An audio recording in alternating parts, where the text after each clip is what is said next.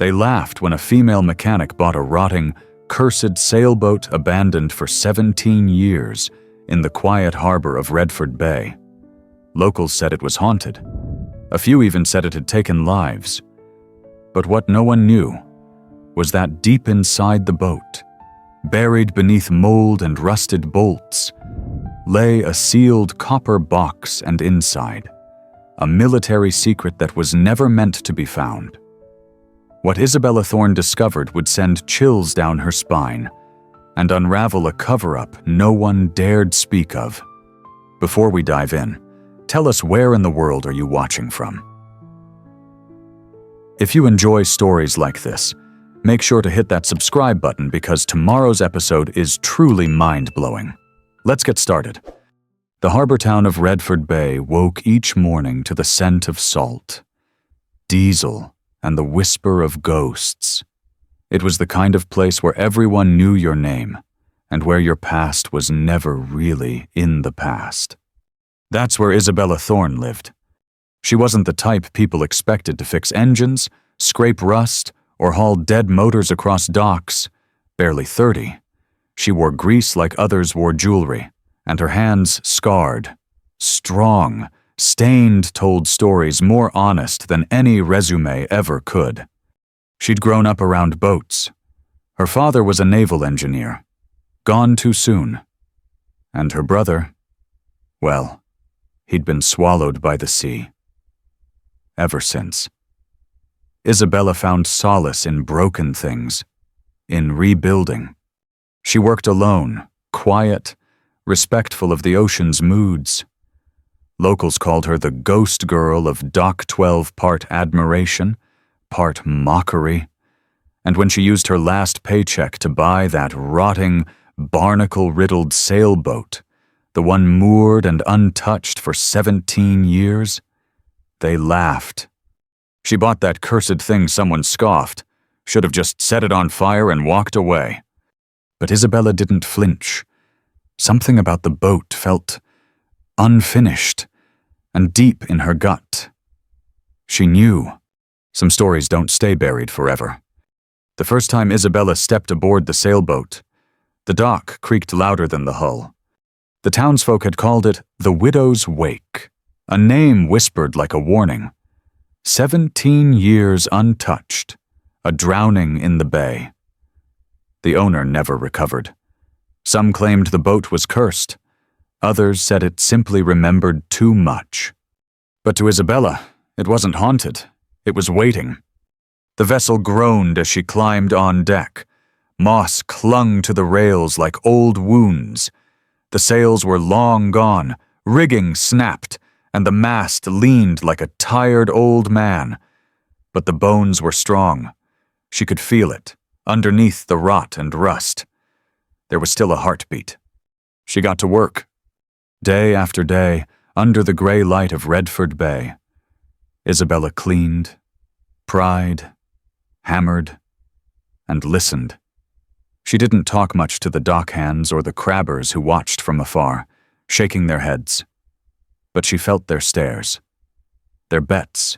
One morning, she found a dead fish nailed to her cabin door. A crude warning. Still, she said nothing, only brushed it away and kept working. The deeper she dug into the ship's belly, the more it revealed. Personal items still tucked in corners, a faded scarf, a child's drawing, folded in a tin, a rusted locket with no photo inside. And then on the 10th day, she opened the hidden panel behind the navigation console. She wasn't looking for anything, but it found her, behind layers of warped wood and mold. Isabella's crowbar struck something hollow. The sound was different, metal, not rotted timber. She knelt, heart thudding, and began to pull the panel apart with careful, reverent hands. Inside was a sealed copper box, its surface etched with salt and time. She carried it outside, set it on the dock, and stared. It was heavy, cold, and locked. No key, no markings, just a latch sealed tight with an iron pin. She tugged gently, and it gave way with a reluctant click. Inside was a leather-bound journal, wrapped in oilcloth, along with a tape recorder, the old kind that ran on AA batteries. Her fingers trembled as she lifted the journal. It smelled of mildew and salt. She untied the cloth and read the first page. To whoever finds this, I hope you understand that some storms don't start in the sky. They start in the soul. Captain Elias Hart. Isabella's breath caught. That name. She'd heard it whispered before. Captain Hart was the man who'd owned the boat. Disappeared at sea. Presumed dead. No body. No note. No funeral. She flipped through the pages. The handwriting grew erratic the deeper she read. Mentions of a voyage gone wrong, of coordinates being faked, of government silence, and most chilling of all, I can't go to the authorities. They already know. They warned me once. The second time, they'll silence me. This boat is my confession. Isabella set the book down. She picked up the recorder. It was corroded, but when she popped in new batteries and hit play, it whirred to life. The voice was strained, hushed, male, rough, like a man who had spent his life shouting into the wind. If you're hearing this, I'm already gone. She froze. I was part of a project. Maritime logistics, they said. But the crates we moved weren't supplies. They were sealed, heavy, guarded. We weren't supposed to ask questions. Just sail, deliver, disappear. There was a pause. I did something I wasn't supposed to. I opened one. Another pause. A breath. There was a name inside, and it wasn't a name I was meant to know. Static. They're watching. If they knew I recorded this, they'd... God. I hope the ocean keeps its secrets better than I did. Click. Silence. Isabella sat there, knees drawn to her chest, the tape still in her lap. The wind off the bay no longer felt like wind. It felt like something colder. This wasn't just a restoration project anymore. It was a buried truth, and someone had gone to great lengths to make sure it stayed that way. That night, Isabella didn't sleep. She sat beside the boat, staring into the dark water, journal clutched to her chest. The town laughed when she bought the widow's wake, but they didn't know what it carried. She had uncovered a ghost, and ghosts don't rest easily. The next morning, Redford Bay looked the same, boats bobbing quietly in the harbor, seagulls crying above the fish markets, old men drinking weak coffee from paper cups on the dock. But something had shifted.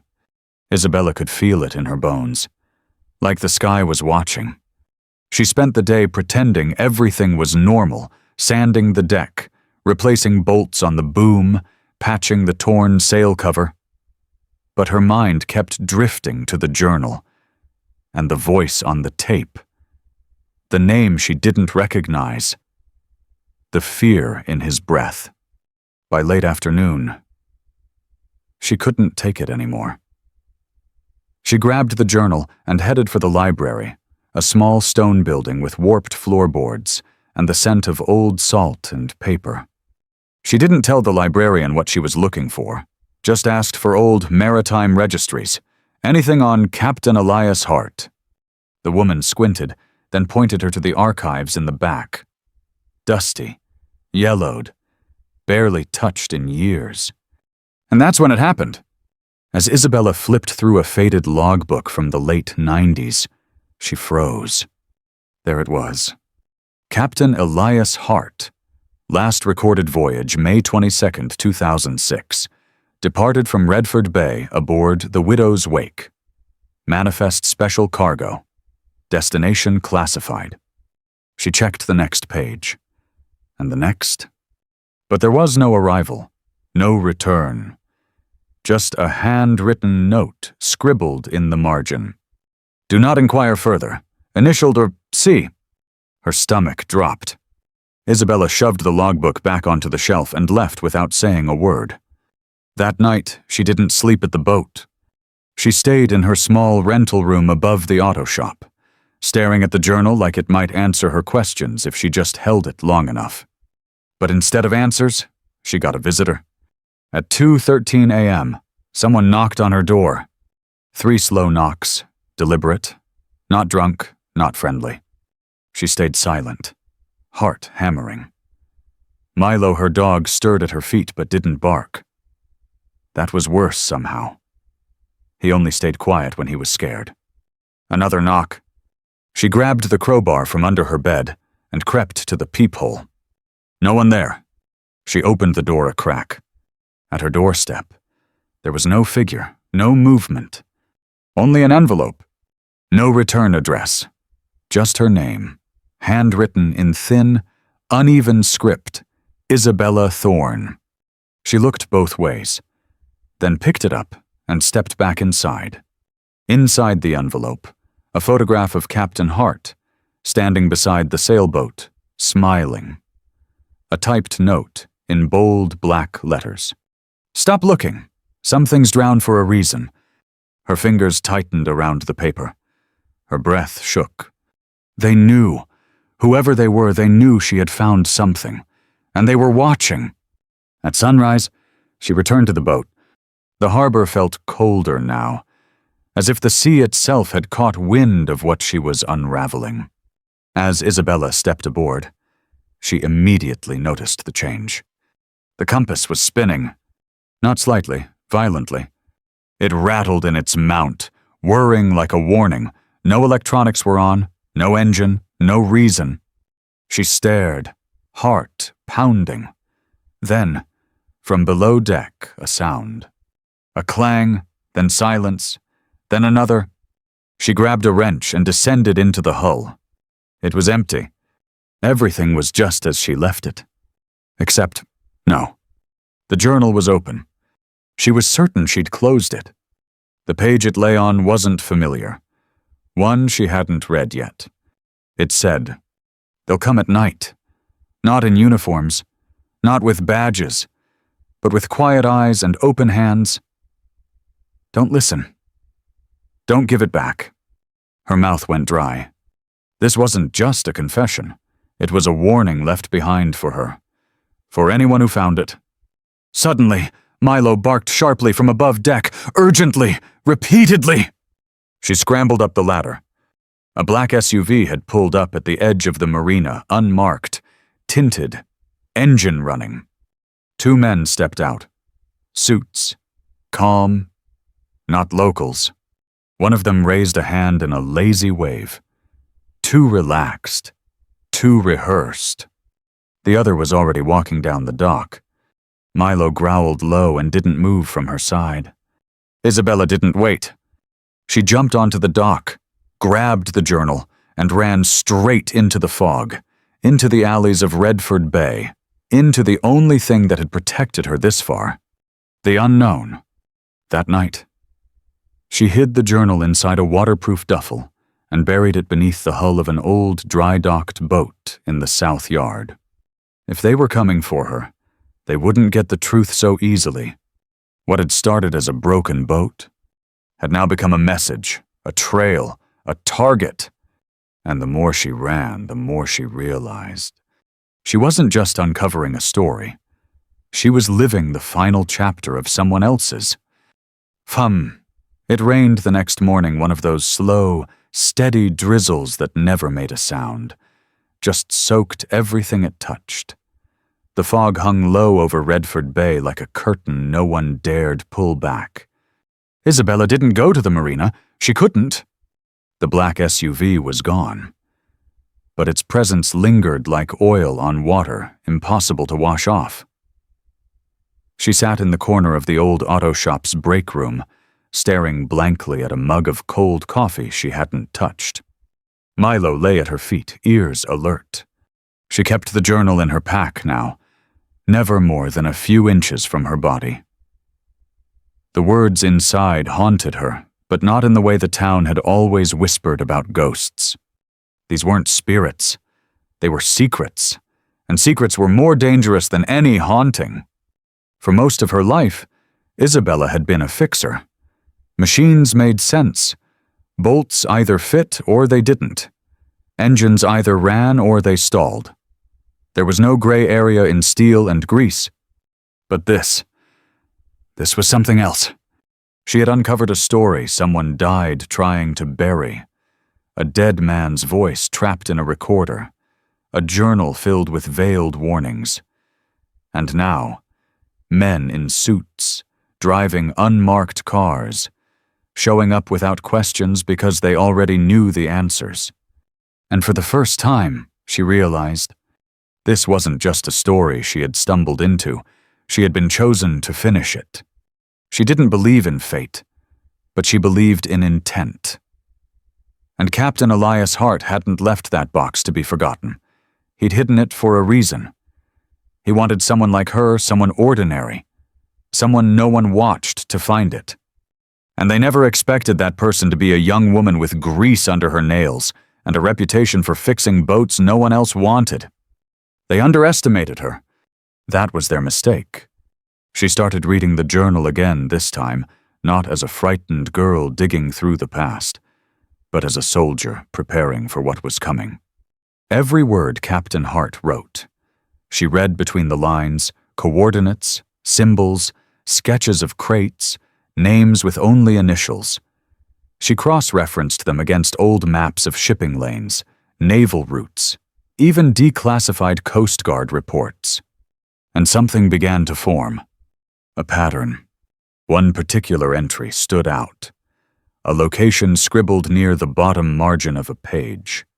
37709N 122-462. W drop was incomplete. Crate never recovered. Ocean kept it. She ran the numbers through a charting app. It was off the coast of Point Selwyn, a rocky outcrop 2 hours south of Redford Bay. Unremarkable. No port, no residents, just jagged cliffs and seabirds. And apparently, a missing crate. Her hands tingled. This wasn't over. That night, she broke into her own marina. She waited until just past midnight, then slipped past the chain-link gate and made her way down the dock in the rain. The widow's wake loomed like a memory damp, scarred but alive. The sails she'd been patching flapped lightly in the wind. She boarded silently and slipped below deck. Every step creaked, like the boat was trying to warn her. She retrieved the backup recorder she had hidden beneath the cabin floor, an identical model to the one Hart had used. She'd been recording her own voice now. Not for drama, for insurance. Because if anything happened to her, someone else had to know. Journal log, she whispered into the recorder, her voice calm but steady. It's Isabella Thorne. Day 23 since I bought the widow's wake. I am no longer asking what happened on this boat. I'm asking why no one wants it remembered. She paused. I believe Captain Elias Hart uncovered a military operation involving illegal cargo, possibly biological or weapons grade. I believe the boat was used as a drop vessel. I believe he tried to expose it and was silenced. And now, someone wants me silenced too. She clicked the stop button, slid the recorder into a waterproof case. And this time, she didn't hide it on the boat. She drove to the local post office at 2:17 a.m. and dropped the case into a pre-addressed envelope destination Ben Carter, an independent journalist who'd once exposed a naval corruption scandal and paid for it with 5 years of death threats. He was the only person she trusted to do something with the truth if she didn't make it. When she returned to her room above the auto shop, Milo stood facing the window, motionless, ears flat. She stepped beside him and looked out. A different SUV this time, gray, tinted, parked across the street with the lights off. She turned away. They could watch. She had already moved the truth where they couldn't reach it. They could come for her, but they couldn't erase the story anymore. And that, she realized, was power. Not the kind in guns or threats. The kind in knowing who you are and why you were chosen to carry the truth. She was no longer just the girl who bought a cursed boat. She was the one who heard its final message and answered it. 3 days passed. The SUV was still there. It never moved. No one got in or out. No license plate. No badge. Just presence like a shadow that refused to disappear. But Isabella had stopped being afraid. Fear had burned out and left something sharper in its place, clarity. They weren't going to kill her. Not yet. They were waiting. Watching. Hoping she'd slip, crack, fold under pressure. But she wouldn't. Because she had one more piece of the puzzle to find. And it wasn't in Redford Bay. The coordinates in Captain Hart's journal, 37709N, 122.462W, kept circling in her thoughts like gulls above churning water. There was a missing crate, a drop that was incomplete. He had written those words with desperation. If there was something still out there, something the ocean hadn't swallowed, she had to see it for herself. That meant taking the widow's wake back to sea, the same waters it had once vanished into. No one at the dock offered to help, but they didn't stop her either. The old harbor master, a man named Glenn with skin like cracked leather, watched her load fuel canisters and emergency rations onto the deck. He chewed his toothpick, then finally muttered, "You headin' where I think you are." She paused. Maybe. Glenn looked her over for a long second, then nodded once, slow and heavy, like a man blessing a funeral. "You bring a flare gun." She gave a faint smile. 2. That was all that was said. By nightfall, she was gone. Sailing under moonlight toward the black outline of Point Selwyn, a jagged stretch of cliffs where the water turned colder and the fog never left. Milo curled beside her on deck, unmoving except for the occasional twitch of his ear. The sea was calm, but Isabella's mind was roaring. 12 hours later, the boat reached the coordinates. Nothing, just open water, no ships, no wreckage. But then she saw it. A buoy, bobbing alone in the surf. Old, rusted, no light, no markings.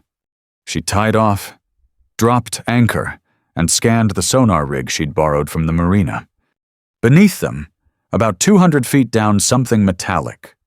Rectangular. She swallowed hard. Then she dove. The cold hit like a slap to the soul. Her wetsuit wasn't enough. The deeper she went, the darker it became. Only her flashlight sliced the black. Her lungs burned, her hands shook, but she kept descending. And then there it was. A crate, the size of a small coffin, tangled in kelp and wrapped in chains. One end had been pried open just slightly, enough to see inside. She approached.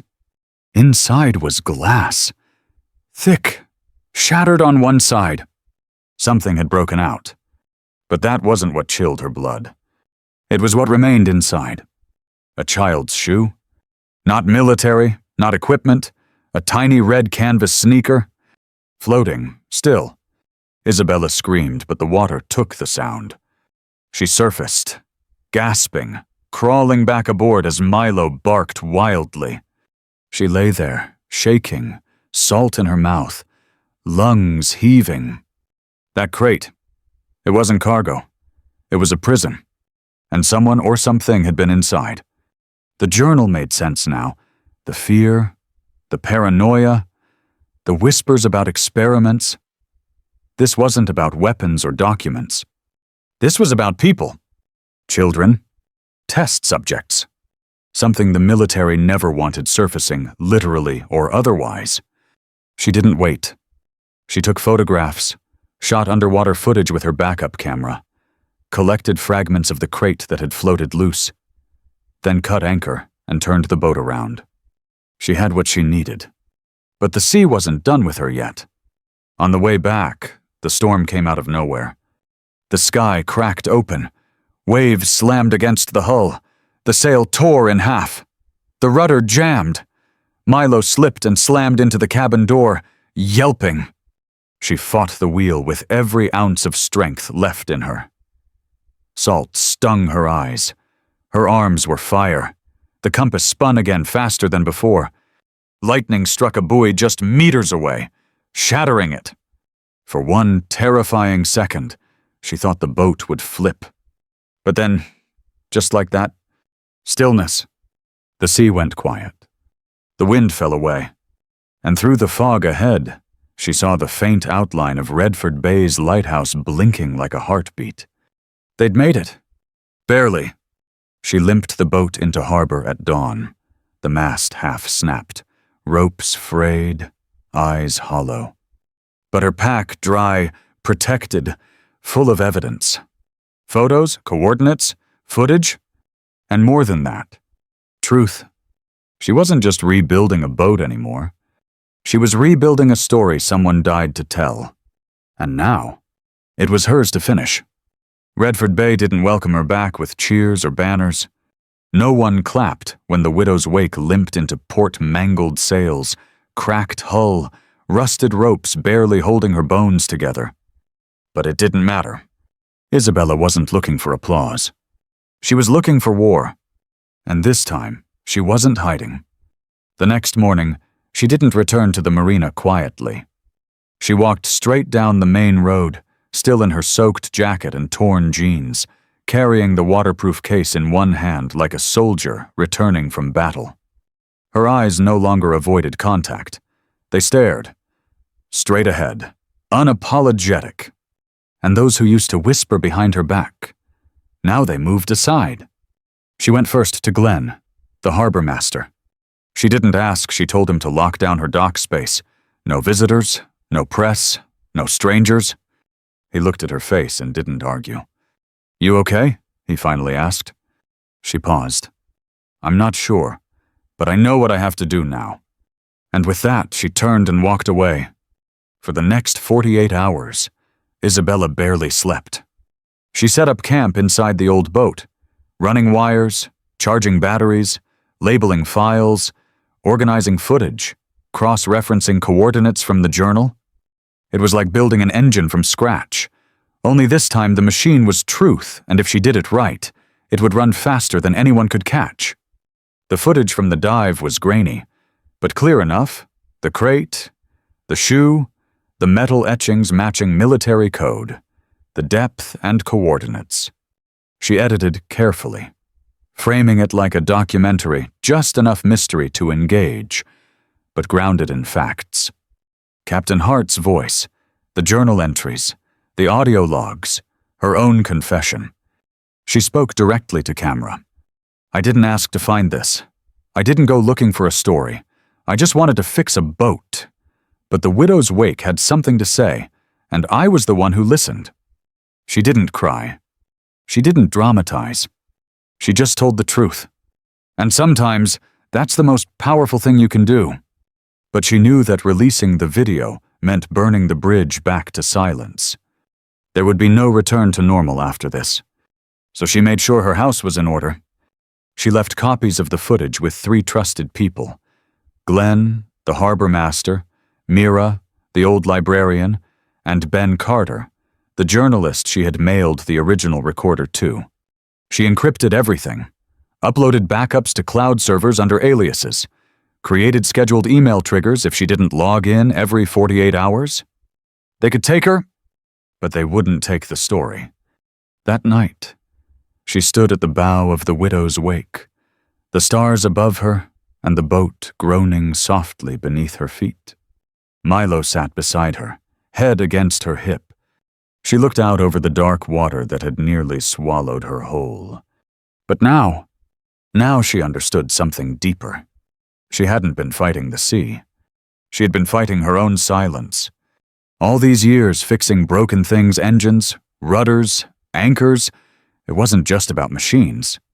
It was about healing, about trying to fix what had once broken inside her. And now, by uncovering this truth by carrying the voice of a man who died alone, afraid, unheard, she had found her voice too. At sunrise, she uploaded the video. Public. Unlisted backups primed. The title, "The Sailboat That Wasn't Supposed to Speak Until Now." She closed her laptop. stepped out into the cold morning air, and let herself breathe for the first time in weeks. Within hours, the video exploded. The views climbed by the thousands, then tens of thousands, then millions.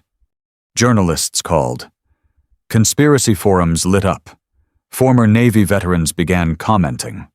People who had served with Captain Hart.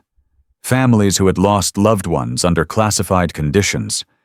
Something had cracked open, and it couldn't be closed again. Isabella didn't bask in the attention. She stayed on the boat, quiet, grounded, ready, because the next storm wouldn't come from the sea. It would come from the people who built the lie. And she wasn't afraid anymore. They laughed when she bought the cursed sailboat. Now, they were listening. Isabella never meant to become a headline, but that's exactly what happened. Her story, the mechanic who found a cursed sailboat and exposed a hidden military secret, spread like wildfire. Every major outlet picked it up. CNN, BBC, independent channels. Even late-night talk shows made references to the widow's wake. People debated whether it was a hoax, a government leak, or some new viral film campaign. But it wasn't a story someone made up.